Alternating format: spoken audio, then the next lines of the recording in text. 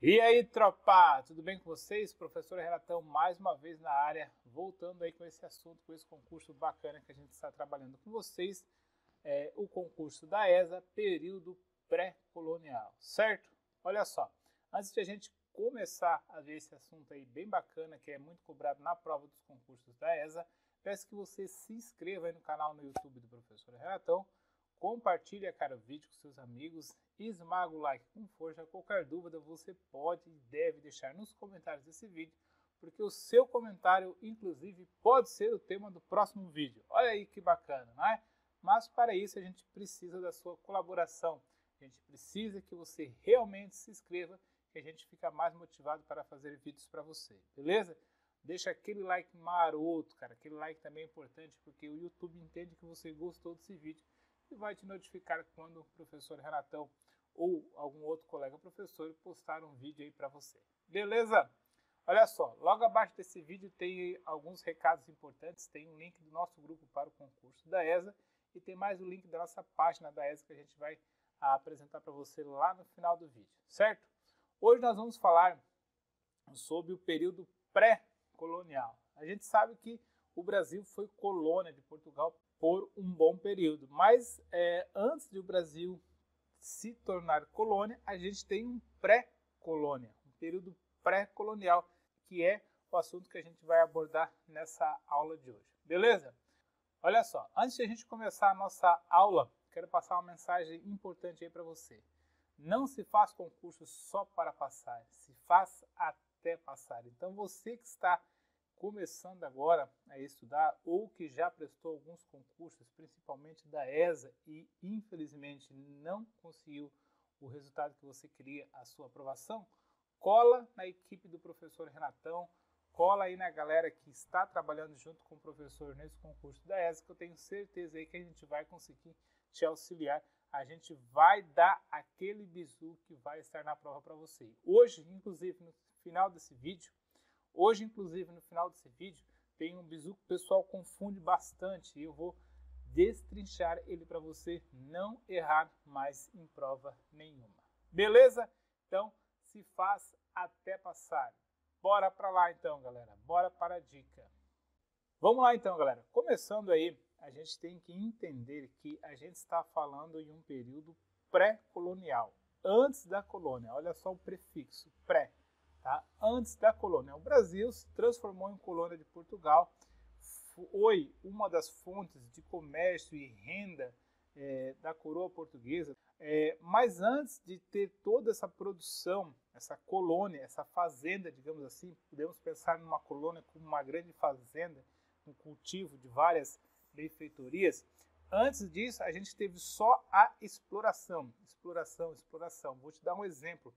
Aqui na minha região, Criciúma, Santa Catarina, a mineração foi muito forte em um período. Por quê? Porque todo lugar onde se fazia qualquer tipo de escavação, saía carvão, certo? Saiu carvão. Então esse carvão foi explorado. O que é explorado? Ele foi retirado e vendido, retirado e vendido, retirado e vendido. Isso aconteceu muito no período pré-colonial, com a retirada, com a extração desses recursos naturais no Brasil, tá? Foi o que aconteceu no período pré-colonial. Retiravam-se os recursos naturais e mandavam para fora, mandavam para Portugal. Qual era o principal recurso dessa época? O pau-brasil. Por que ele era o principal recurso para a época? Porque ele era usado para tingir roupas, ele é uma madeira avermelhada, saiu uma substância avermelhada, que inclusive também era usada em móveis, mas a sua principal fonte de utilização era a tintura de roupas, certo? Nesse período, a gente teve duas grandes remessas de expedições, tá? Pessoal que saiu de Portugal, atravessou o Oceano Atlântico e veio para o Brasil. A gente tem dois tipos de expedições importantíssimos que são cobradas nas provas de concurso público, especificamente nas provas da ESA, tá? A gente tem as expedições exploradoras. O que as expedições exploradoras fazem? Adivinha? Cara, é isso mesmo, elas exploram, tá? elas chegaram ao Brasil em 1501, certo? Os principais nomes que foram os primeiros, aí, os principais que chegaram ao Brasil foram Gaspar de Lemos, em 1501, meu parente, professor Renato Lemos, né? Então, meu parente aí, em 1501, que chegou ao Brasil, e em 1503, Gonçalo Coelho. O que eles buscavam nessa época e nessas expedições exploradoras? Eles vinham para reconhecer geograficamente a região, né? Eles vinham para mapear, ver se é uma região de montanhas, ver se é uma região plana, ver se é uma região que há possibilidade de fazer cultivo de produtos, né? Cultivar cana, cultivar açúcar, cultivar café. Então, era uma expedição de exploração, uma exploração de reconhecimento, certo? Eles buscavam reconhecimento geográfico e econômico. Por quê? Porque posteriormente a essa extração que era feita inicialmente de recursos naturais, né, para o Brasil principalmente, e depois aí começaram o cultivo, então no primeiro momento econômico teve só a retirada, como eu fiz a analogia aí para você da minha cidade. Então, inicialmente, primeiro foram retirados, tá? Essa exploração, ela em nenhum momento, nesse primeiro momento, antes da colonização do Brasil, ela não foi uma colonização com mão de obra escrava, tá? Lembre-se, uma palavra que é muito usada é o escambo. O que é o escambo? O escambo é uma forma, entre aspas, de pagamento para os índios, tá? Os portugueses chegavam, digamos, com um espelho, vamos supor que esse meu celular fosse um espelho, e os índios olhavam e, que massa, um espelho, né?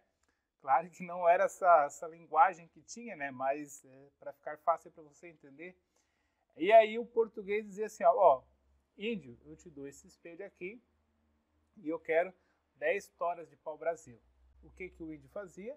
Ia lá e trazia 10 toras de pau-brasil por um espelho, tá? Tem a mística de que isso era uma, como é que eu posso dizer, um comércio de exploração, tá? Mas não, cara, não, porque os índios estavam em prejuízo nessa relação comercial? Sim, estavam, mas é uma novidade, cara. Hoje, quando chega um iPhone novo, você paga 5 mil reais, 10 mil reais. Às vezes você vai trabalhar um ano inteiro pagando parcela de 500 reais para ter um iPhone, tá? Não é a mesma coisa que você está fazendo quando o cara chegou no espelho, quando o português chegou lá com o espelho, uma coisa que você nunca viu, uma coisa que você não tem como fazer. Então, há essa mística de que os portugueses lograram os índios. Mas não, cara, foi uma relação realmente comercial, tá? Então, isso é o escambo. Troca de mercadorias por mão de obra, tá? Porcarias em geral. Celular é uma porcaria também, mesmo que o iPhone 7, o iPhone 10, o iPhone 25 faz, o meu Motorola aqui também faz, tá? Pode não ter todos os recursos, mas faz o principal também, certo? Então, para ficar fácil aí a nossa linguagem. Ó, os índios não são escravos nesse momento, são colaboradores. A escravidão só ocorreu depois, quando de fato começou a colonização. Aqui nós estamos falando antes da colonização. Os portugueses só queriam o Brasil para a extração de recursos naturais e nada de cuidar, de administrar do Brasil, nada disso. Só retirar. Era um depósito velho. Só iam retirando as coisas, certo? E a outra grande expedição que houve também foi as expedições guarda-costas. Essas expedições foram lideradas por Cristóvão Jacques. Anote esse nome aí, bisonhão do meu coração. Isso aqui é uma coisa que não cai em prova da ESA, não. Despenca, tá? Cristóvão Jacques, 1516 a 1526.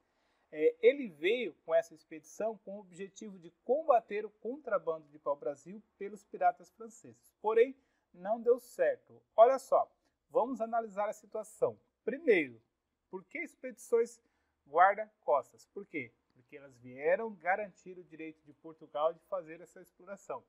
Porém, pense hoje como que é cuidado o litoral do Brasil. Pense quantas vezes você foi à praia ou navegou ali na encosta brasileira e viu alguém fiscalizando. Você imagine isso em 1500, cara, era um negócio praticamente impossível, tá? Então, foi uma coisa que não deu certo.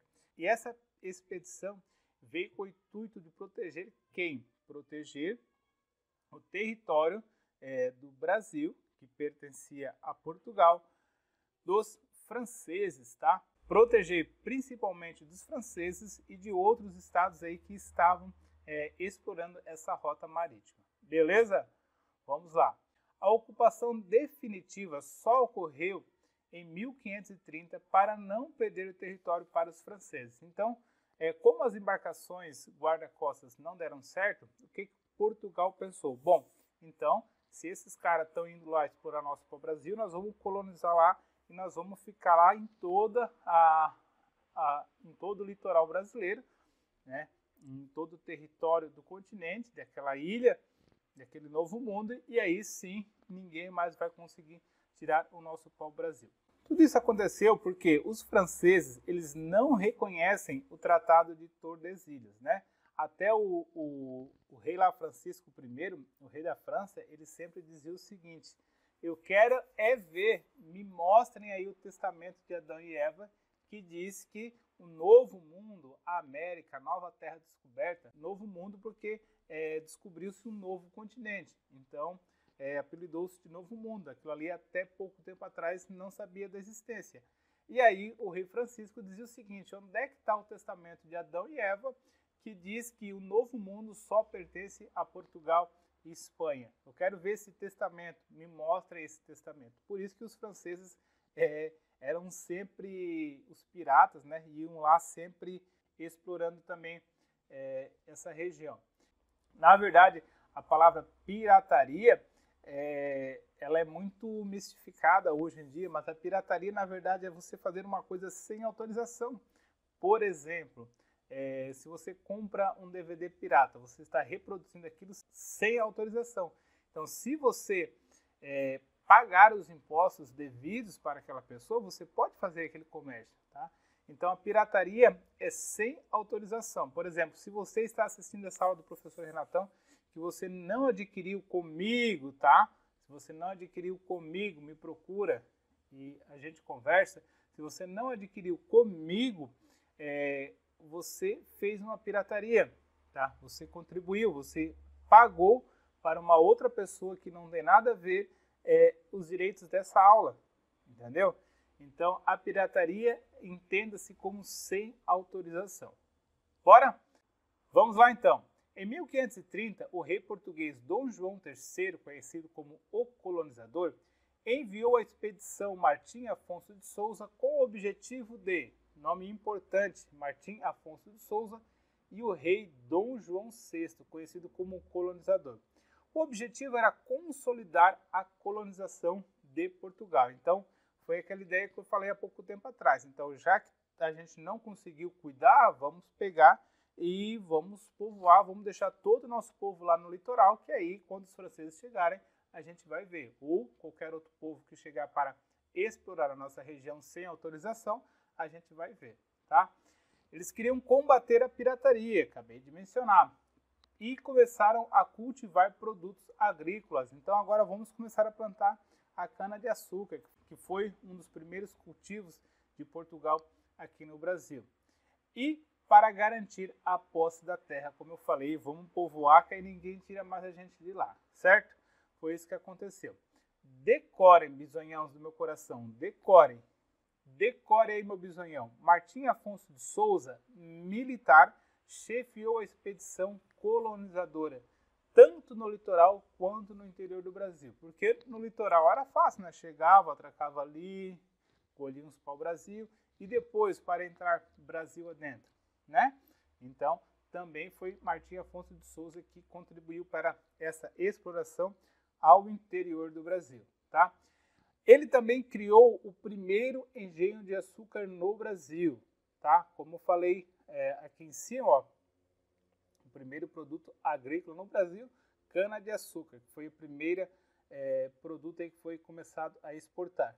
Criou o primeiro engenho para beneficiar esse açúcar e também a primeira vila, a Vila de São Vicente. Martins Afonso de Souza tem todas essas características importantes que eu falei para você, você precisa anotar aí no seu caderno, tá?